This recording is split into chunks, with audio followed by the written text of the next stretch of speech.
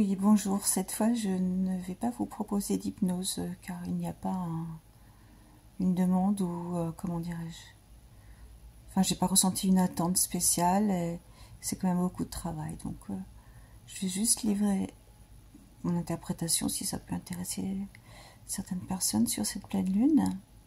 Donc, le 15 décembre à 10h02 heure de Paris.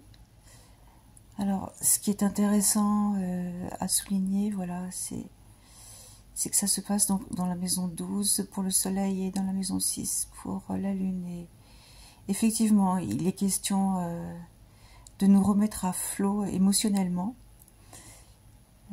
parce que nombre d'entre nous peuvent ressentir en ce moment un état émotionnel vraiment compliqué.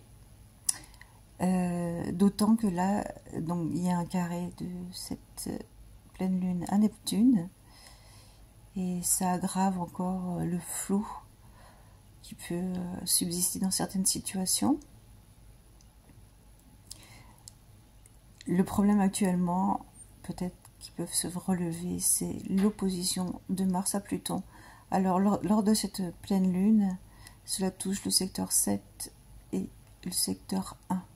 Donc il y a un rapport de force énorme, en tout cas conséquent, entre un partenaire et notre façon de voir et d'imposer, coûte que coûte, ce que l'on est, ce que l'on pense. Et d'autre part, il y a le carré donc Jupiter-Saturne qui bloque la situation. Donc si des personnes sont investies dans des associations, il y a des problèmes donc sur nos biens ou l'argent. Il y a aussi la possibilité d'un blocage avec donc des biens avec des enfants ou avec un partenaire amoureux éventuellement. Mais là, on pourrait quand même souligner l'importance d'associations, de groupements dans lesquels vous êtes investi et où il y a des affaires d'argent ou de gens qui gèrent vos biens. Et là, jusqu'au 24 décembre, il y a un rapport de force qui s'exerce et la situation est bloquée. Alors, le nœud lunaire est donc bien en maison 2, en bélier encore, et il est bien aspecté donc par Mercure en Sagittaire dans maison 11, et par Mars, donc en Lion, rétrograde maison 7.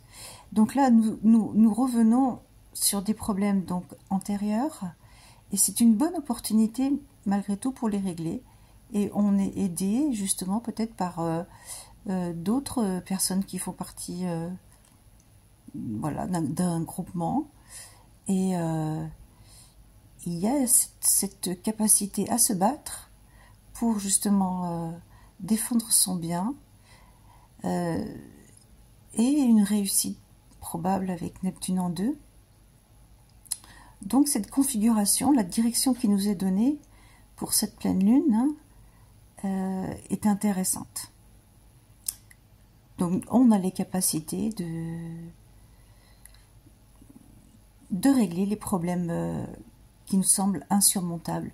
Bien sûr, attention avec ce carré à Neptune, parce que effectivement tout est flou, donc il faudra attendre encore quelques jours, hein, parce que là c'est un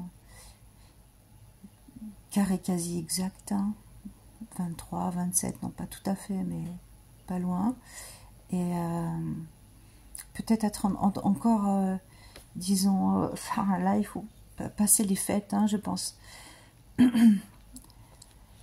pouvoir voir plus clair dans la situation. Et surtout, donc, un encouragement, c'est de ne pas signer des contrats actuellement. Parce que cela pourrait vous mettre dans des situations douteuses.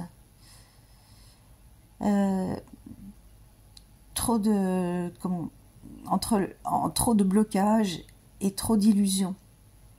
Donc, pour moi, ce serait se concentrer sur notre bien à défendre, continuer une lutte si elle est en cours, parce que nous sommes aidés par Mercure, par Mars, par Neptune, et également par Pluton, c'est-à-dire notre force actuelle de caractère, et surtout durant cette pleine lune, avec un Pluton dans la 1, notre force de caractère est très puissante, et ne pas hésiter à s'imposer. Donc, nous sommes en train de solder,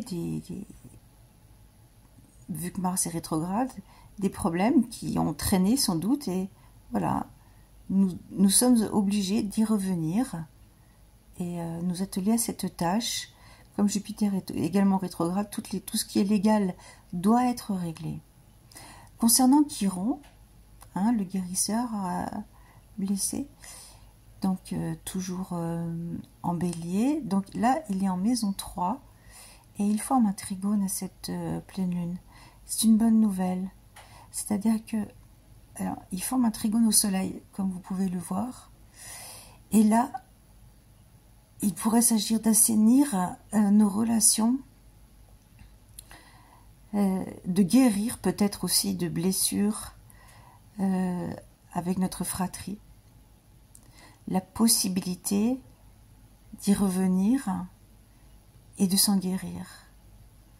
Il y a aussi un sextile à Jupiter en maison 5 et éventuellement guérir aussi, c'est pas éventuellement, c'est guérir aussi une mauvaise image de soi en amour, en prendre conscience et avancer sur ce chemin-là petit à petit au rythme qui nous est proposé à l'intérieur de nous.